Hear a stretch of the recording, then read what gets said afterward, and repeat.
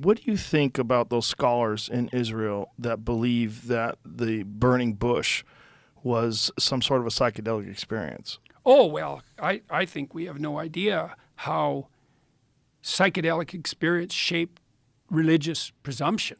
Have you read Brian Yeah, Murarescu's work? absolutely. Yeah. I interviewed him. Oh, yeah. Amazing. I mean, look, that we know that the shamanic tradition, which is God only knows how many tens of thousands of years old, it might be, is it millions of years old? Maybe.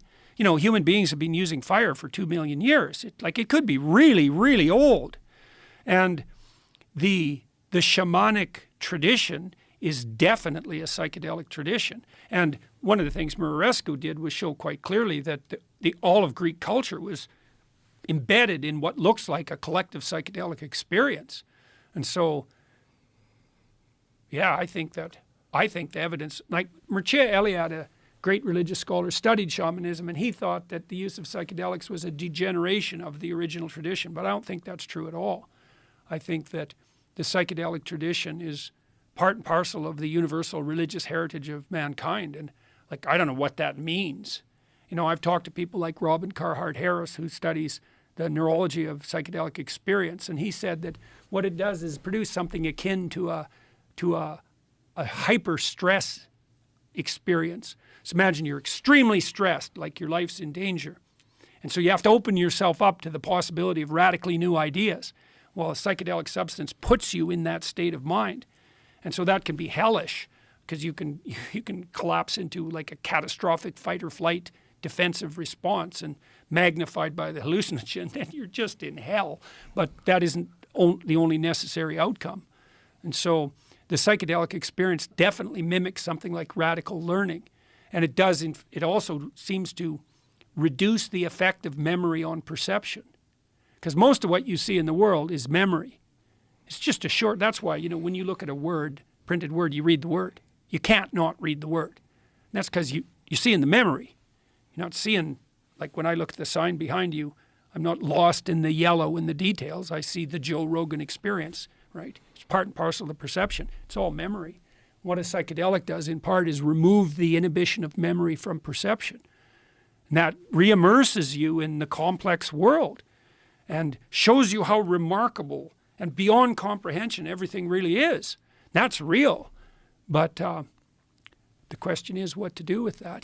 Timothy Leary, his doctrine was turn on, tune in, drop out.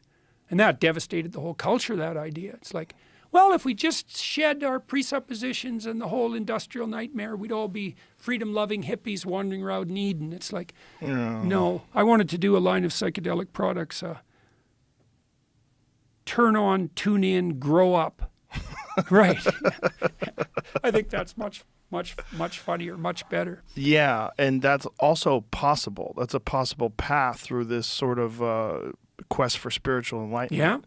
Yeah. And the Timothy Leary thing was, it was dismissed by a lot of other psychedelic pioneers of the time. They saw the flaws. Oh yeah, in that thinking. yeah, definitely. The people who were already experimenting with ideas of proper set, and also they knew that back in the early 60s. Yes. And also the people that had no desire to run a group of like-minded people, which Leary did.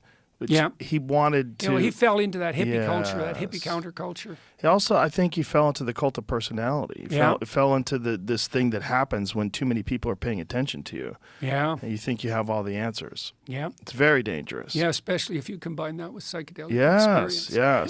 Yes. That turns out to be a problem. Right, and the intoxicating grip of that, the power that you have over these people, which is it's unavoidable. And if you are a guru, air quotes, and you're the person doing that, like how many of them just start cults, and how many of them, it winds up being sexual. Jung was asked once to comment on psychedelic experience. I think he was asked about what Huxley was doing, and Jung's answer was, beware of unearned wisdom. Right. Very smart. Very smart. They're very, very smart.